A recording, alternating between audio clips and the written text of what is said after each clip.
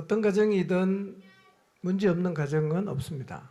아무리 행복해 보이고 넉넉해 보이고 저 집에는 진짜 걱정이 없겠다 싶은 가정도 조금만 깊이 들어가 보면 다 문제가 있어요. 문제가 있고 부족하면 힘들죠. 근데 꼭 그게 나쁜 것만은 아닙니다. 왜냐하면 문제는 언제나 우리로 하여금 하나님 앞에 무릎을 꿇게 하고, 사실은 그 문제라는 과정을 지나고 나면 우리의 내면이 정말 아름답게 빚어집니다. 우리의 부족함을 만들어 가시는 하나님의 방법 중에 하나가 문제 앞에 직면하게 하고 그 문제를 붙잡고 실험하게 하고, 그러는 과정이 우리는 그냥 힘만 든다고 생각하는데요, 지나가 보십시오. 우리 인생에 굉장히 양약이 됩니다. 그래서 하나님은 힘듦과 어려움을 통해서 우리를 다루어 가십니다. 문제가 생기면 기도하시기 바랍니다. 문제를 통해서 다듬어지고 성숙해 갈 여러분의 모습을 그리면서 하나님 앞에 기도하시기를 바랍니다. 내가 기도했을 때 하나님이 빨리 응답하지 않는다고 해도 오랫동안 기도할 수 있음을 오히려 하나님 앞에 감사하시기를 바랍니다. 창세기 25장에서 두 개의 족보가 연이어 기록이 됩니다. 하나는 이스마엘의 족보이고 하나는 이삭의 족보입니다. 이 두 개의 족보를 비교해 보면 분명히 이삭의 언약의 자손인데 이삭의 족보는 정말 아무것도 없어요. 그러나 이스마엘의 족보는 굉장히 풍성해 보이죠. 우리가 신앙생활하면서 하나님 약속을 붙잡고 믿음으로 살아가면서 우리를 자괴감에 빠지게 하는 게 뭐냐면 이 세상 사람들과 비교해 봤을 때 내세울 게 없다는 것. 이것이 사실은 우리의 마음을 굉장히 힘들게 할 수가 있습니다. 그러나 보이는 것을 우리가 갖고 있지 않다고 해도 우리는 하나님의 언약을 가지고 있습니다. 언약의 내용이 성취되지 않아도 그 언약은 언약이 있다면 그것은 이미 실제하는 것입니다. 믿음으로 그것을 바라보시기를 바랍니다. 20년 만에 임신했는데 태중의 아이가 부모가 걱정이 될 정도로 심하게 싸우고 있습니다. 리브가가 여호와께 물었습니다. 이삭의 가정을 보면 아이 없다고 간구하고 문제가 생기면 하나님께 묻고 그랬잖아요. 우리도 문제가 있으면 늘 하나님 앞에 나가서 기도해야 합니다. 하나님께 물었더니만 하나님이 대답하셨어요. 태중에 있는 두 자녀는 두 국민이 된다. 그리고 복중에서 나누인다. 이 족속이 저 족속보다 강하고 큰 자가 어린 자를 섬긴다. 이렇게 말씀하셨어요. 자, 하나님이 말씀하시면 그게 뭐라고요? 그게 하나님 뜻이에요. 말씀하시면 뜻입니다. 그리고 반드시 그 하나님의 뜻대로 됩니다. 자, 그런데 의아한 것은 에서와 야곱은 지금 태아입니다. 출생도 안 했어요. 아무것도 한 게 없습니다.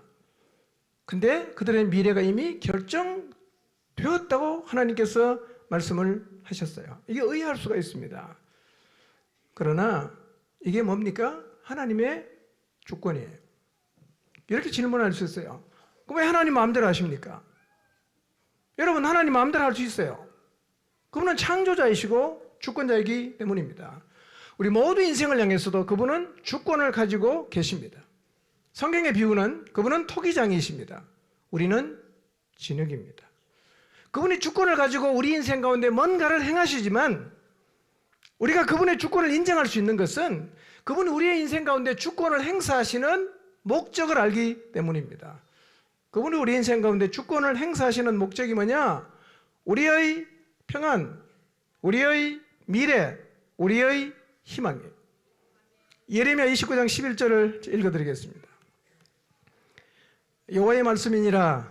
너희를 향한 나의 생각을 내가 아나니 평안이요 재앙이 아니니라. 너희에게 미래와 희망을 주는 것이니라. 하나님은 우리 인생 가운데 그분의 주권을 행사하시지만 목적이 뭐냐? 이렇게 우리를 인도하시려는 목적을 가지고 그분의 주권을 가지고 우리 인생을 이끌고 계십니다. 여러분, 하나님의 주권을 받아들이시기를 바랍니다. 우리 인생 가운데 행하시는 그분의 주권을 인정하지 않으면 우리는 늘 상대적으로 비교하게 돼 있어요. 그래서 원망합니다. 불평합니다. 하나님을 향해, 사람을 향해 분노하게 되어 있습니다. 여러분 기억하십시오.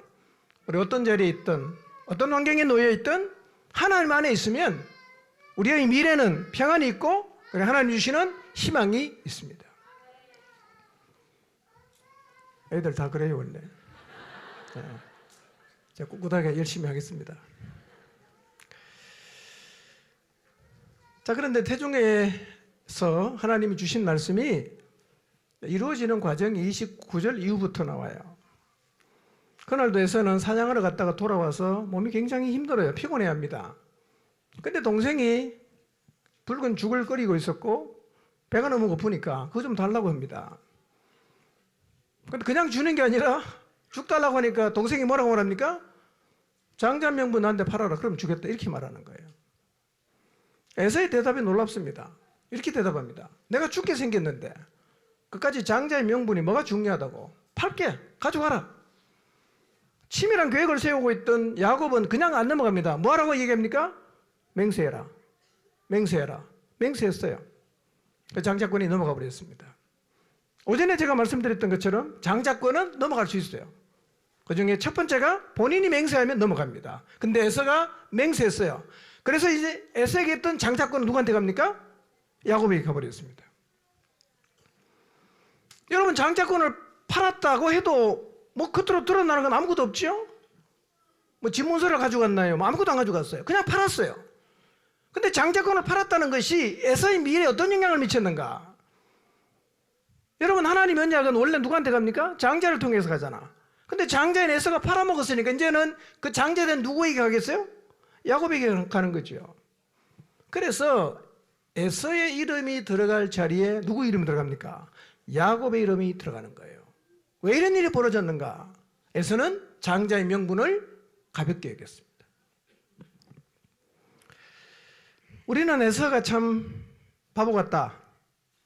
너무 경망스럽다. 라고 우리가 생각을 하지요. 근데 우리도 똑같이 지금 에서처럼 하고 있다는 거예요. 우리가 그리스도인으로서 믿음을 가지고 절대로 포기하지 않아야 되는 것, 그리고 끝까지 붙들어야 되는 게 있어요. 보이진 않지만 반드시 존재하고 이것은 우리의 영혼에 영향을 주는 것입니다. 뭘까요? 영적인 가치입니다. 하나님 나라입니다. 보이지 않지만 존재하는 소망입니다. 하나님의 약속이에요. 하나님 말씀이에요. 그리고 하늘 상급입니다. 우리는 이런 것들을 귀하게 여기고 있을까요? 여러분 영적인 가치를 중요하게 생각하고 계십니까? 하나님 말씀을 정말 목숨을 걸더라도 절대로 난 이거 포기할 수 없다. 그런 마음을 가지고 하나님 말씀을 붙잡고 계십니까? 우리 너무 이거 쉽게 놓잖아요. 하나님 말씀 쉽게 포기합니다. 돈 몇 푼 생기면 말씀 포기합니다. 조그만 이익이 생기면 하나님 말씀 내려놔요. 이런 우리의 행동이나 에서가 장자의 명분을 팥죽 한 그릇에 팔아먹은 거나 사실은 별반 다른 바가 없다는 것입니다. 성경은 팥죽 한 그릇에 장자의 명분을 팔아넘긴 에서의 행동을 일컬어서 망령되다고 말합니다. 망령되다는 말은 불경스럽다는 말입니다. 불경스럽다. 이브리서 12장 16절을 보면요. 너희가 아는 바와 같이 그가 축복을 이어받으려고 눈물을 흘리며 구하되 버림바가 되어 기회를 잡지 못했다. 이렇게 말하고 있습니다. 한 그릇 음식을 위해서 장자의 명분을 팔았던 에서처럼 어쩌면 우리도 눈에 보이는 아주 작은 것을 위해서 영적인 가치를 버리고 있을 수 있습니다. 하나님 말씀을 가벼이 여기고 있을 수가 있습니다.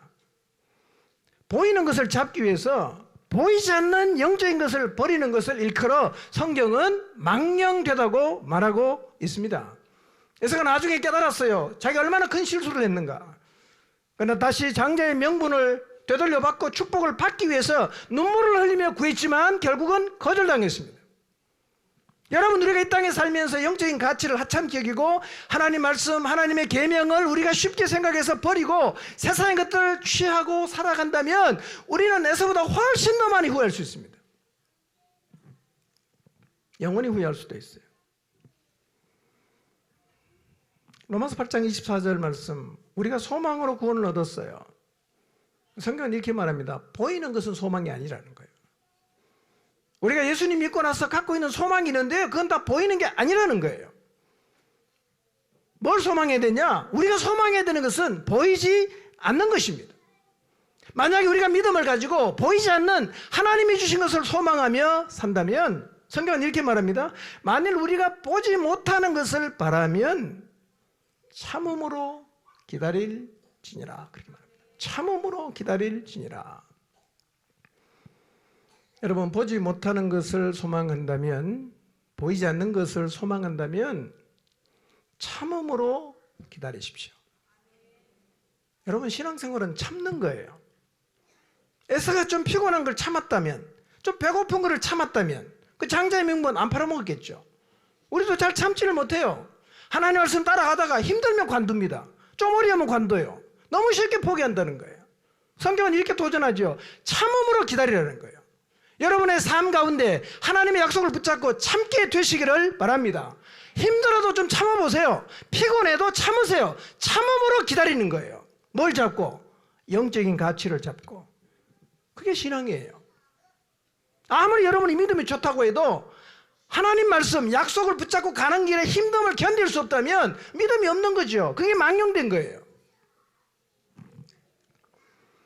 로마서 8장 26절에 이렇게 말합니다. 이와 같이 성령도 우리 연약함을 도우시나니 우리가 마땅히 기도할 바를 알지 못하나 오직 성령이 말할 수 없는 탄식으로 우리를 위하여 친히 간구하신다. 이런 얘기입니다. 여러분, 우리 안에 계신 성령님은요, 우리의 연약함을 도우는 거예요. 우리가 뭐가 연약합니까? 마땅히 구할 것을 구해야 되고 마땅히 소망할 것을 소망해야 되는데 자꾸 우리가 거꾸로 한단 말이에요. 중요하지 않는 것을 붙잡으려고 하고 하나도 안 중요한 걸 위해서 인생을 던지고 살아가고 있고 그걸 계속 구하고 있으니까 성령님이 도와요. 뭘 도웁니까? 탄식하면서 돕습니다. 구할 것을 구해라 이거예요. 붙잡을 걸 붙잡으라 이거예요. 그래서 성령께서는 우리로 하여금 참 소망이 되는 것을 구하게 하시는 거예요. 성령님은 우리에게 참 소망을 붙잡고 참을 수 있기를 하나님 앞에 기도하게 하시는 것입니다. 한번 우리 돌아봅시다. 우리의 삶이 하나님 앞에서 에서처럼 망령되게 살지 않았던가? 너무 약해졌어요. 너무 못 참아요. 너무 유약합니다. 하나님의 말씀, 영적인 가치를 너무 쉽게 생각합니다. 이거 우리가 목숨 걸고 잡아야 됩니다. 어떤 고난이 있어도 잡아야 됩니다. 이게 믿음이에요. 너무 쉽게 내려놔요. 나 그거 안 하겠다고. 나 그거 못 따라가겠다고. 이게 자체가 망령된 거기 때문에요. 이런 태도를 가지면 주님을 못 따라갈 뿐만 아니라 신앙이 절대로 안 자랍니다. 신앙에는 뭐가 포함됩니까? 참아야 됩니다. 견뎌야 돼요. 감당해야 되는 거예요.